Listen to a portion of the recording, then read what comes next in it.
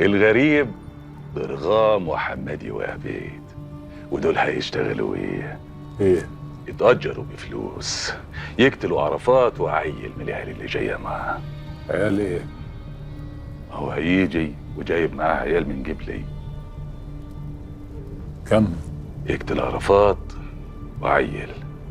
وعيل من عندنا كمان. يبقى ساعتها مين اللي قتل العيال وعرفات؟ عبيد وضرغام وحماد.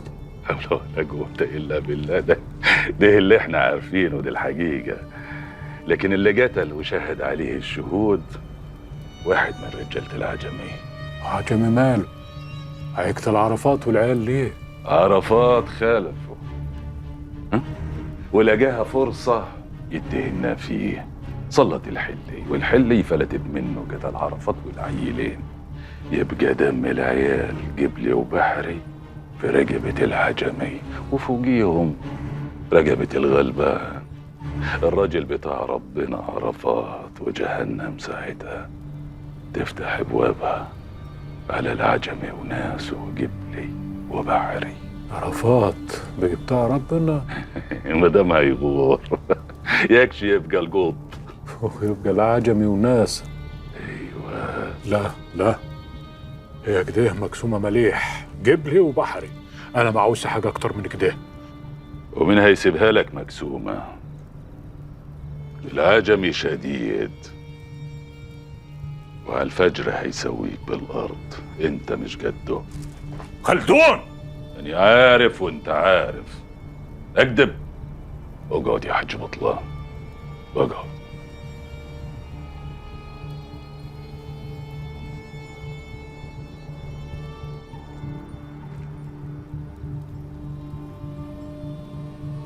ملهاش تصريفة تانية.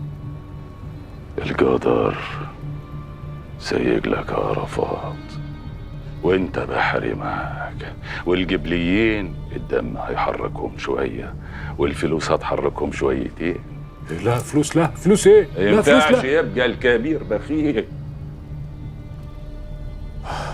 هقول اني وافقت على كلامك وعملت اللي بتقول عليه. هيبقى دم عرفات والعيال في رقبة بطلان. مفيش حلاوه من غير نار. مفيش حلاوة، مفيش حلاوة يا كلدون، دي كلها نار. ومن خوف ولدك وخلاه يموت؟ عمله. لا، عمل العجمي. لو كان ولده كان قوم عليه الناس، كان سلموا لمليحة. ولدك خاف منه، والخوف هو اللي موته. الفراح موضوع عليه.